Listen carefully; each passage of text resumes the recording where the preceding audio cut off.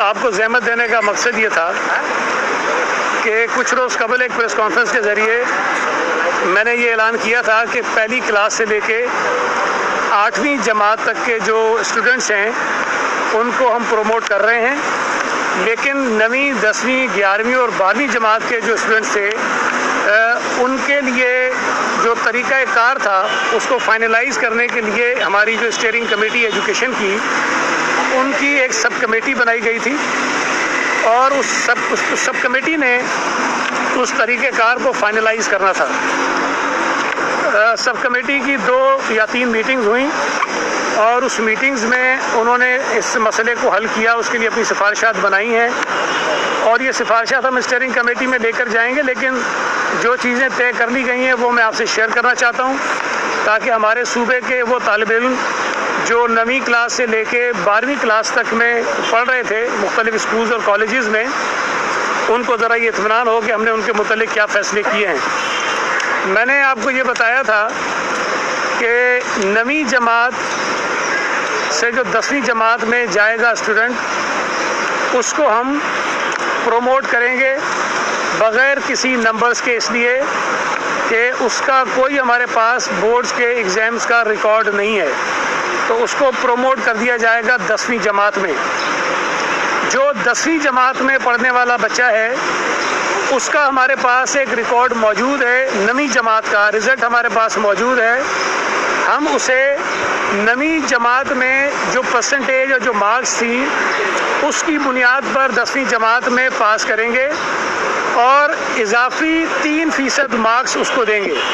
تو اگر کسی بچے کی پرسنٹیج جو ہے وہ 9ویں کلاس میں 60% ہے،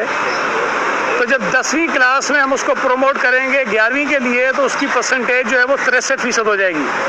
3% اس کو اضافی مارکس دے کر ہم ان کو پاس کر دیں گے۔ اسی طرح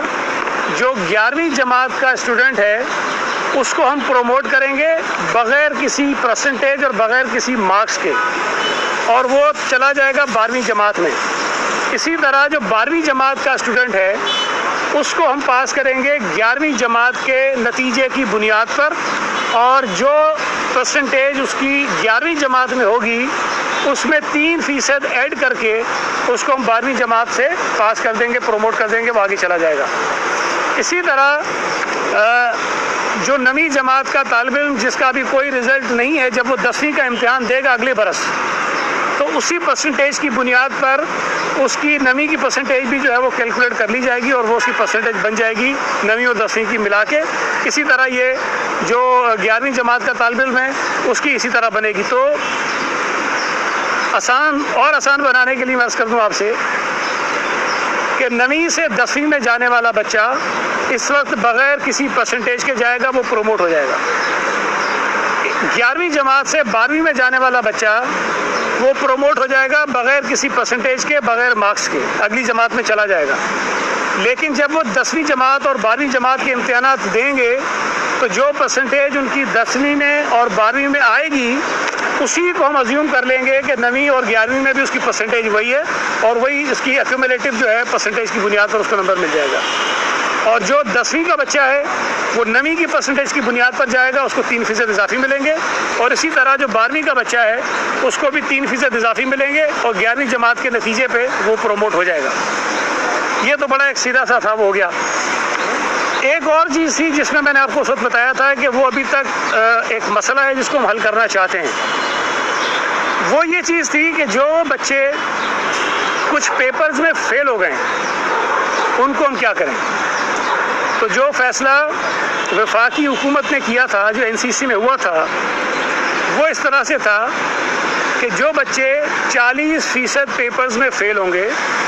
ان کو وہ پاس کر دیں گے، لیکن 40% سے زیادہ پیپرز میں اگر وہ فیل ہوں گے تو ان کو وہ پاس نہیں کرے گی۔ لیکن ہماری جو اسٹیئرنگ کمیٹی نے سب کمیٹی بنائی اس میں ہم نے یہ فیصلہ کیا کہ ہم تمام بچوں کو پاس کر دیں گے، چاہے وہ سارے کے سارے پیپرز میں ہی کیوں نہ فیل ہو۔ اس کی وجہ اس کی یہ ہے کہ اگر ہم کسی بچے کو اس بنیاد پر پاس نہیں کرتے کہ وہ کچھ پیپرز میں فیل ہو گیا ہے، تو ہمیں اس کو ایک چانس دینا پڑے گا کہ وہ امتحانات میں آ کر اپیئر ہو۔ اور اس پر کافی بحث ہوئی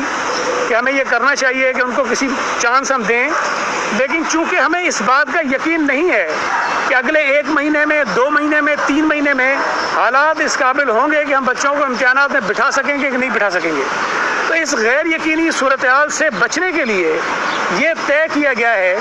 کہ وہ بچے جو تمام سبجیکٹس میں اگر فیل بھی ہیں تو انہیں سمپل پاسنگ مارکس، کوئی ان کی پرسنٹیج زیادہ نہیں ہوگی،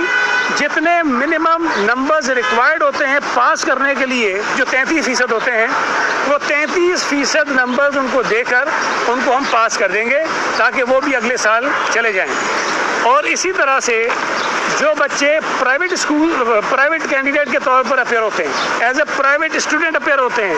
کسی اسکول کی میں ان کی رجسٹریشن نہیں ہوتی ہے، ان کے لیے بھی اسی طرح کا فارمولہ جو ہے ہم اڈاپٹ کریں گے۔ تو ہوگا یہ کہ صوبہ سندھ میں تمام کے تمام بچے پہلی جماعت سے لے کر 12ویں جماعت تک وہ اپنی اگلی جماعتوں میں پروموٹ ہو جائیں گے بغیر کسی امتحان کے، اور اس کے اندر کوئی تفریق نہیں ہوگی کہ کون سا بچہ کتنے پیپرز میں فیل ہوا ہے یا کتنے پیپرز میں پاس ہوا ہے۔ اب 2 چیزیں ہوتی ہیں اس کے علاوہ بھی، کچھ بچے پاس ہو گئے ہوتے ہیں لیکن وہ اپنی مارکس کو امپروو کرنے کے لیے دوبارہ فارمز جمع کراتے ہیں اور وہ آ کر یہ خواہش ہوتی ہے کہ دوبارہ وہ پیپرز دیں۔ چونکہ وہ پیپرز ان کے نہیں ہو رہے ہیں لہٰذا ہم انہیں پروموٹ کر دیں گے، لیکن اگر ان کی خواہش ہو کہ وہ دوبارہ اپنی مارکس کو امپروو کرنے کے لیے امتحان دینا چاہیں تو اگلے سال جب یہ امتحانات ہوں گے وہ اس میں اپیئر ہو سکتے ہیں۔ ہم ان کی جو ایڈمیشن کی فیس انہوں نے ابھی دی ہوئی ہے، رجسٹریشن کی فیس، اسی فیس کی بنیاد پر ان کو بٹھا دیں گے، ایڈیشنل ان سے پیسے نہیں لیے جائیں گے۔ اسی طرح کچھ بچے ہوتے ہیں جو ایڈیشنل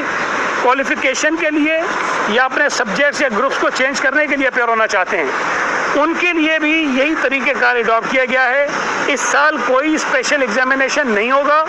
اگلے برس جب یہ ایگزامس ہوں تو وہ اپنی اس سال کی جمع کرائی ہوئی فیس کی بنیاد پر ان پیپرز میں آ کر اپیئر ہو سکتے ہیں اور اپنی جو بھی ایڈیشنل کوالیفیکیشن ہو یا سبجیکٹ چینج کرنا چاہتے ہوں یا گروپ چینج کرنا چاہتے ہوں اس کے اندر وہ آ کر اپروو ہو سکتے ہیں۔ اگر آپ ہمارے چینل کے اوپر نئے ہیں اور اس طرح کی پورے پاکستان سے اسکولز، کالجز اور یونیورسٹیز کے ایڈمیشن، رزلٹ، اسکالرشپس اور بے تحاشا ایجوکیشنل نیوز کے ساتھ آپ ویڈیوز دیکھنا چاہتے ہیں تو اس چینل کو ابھی سبسکرائب کریں اور اس بیل کے آئیکن کے اوپر بھی پریس کر دیں تاکہ ہماری ویڈیوز کے نوٹیفیکیشنز سب سے پہلے آپ کو بھی مل سکے۔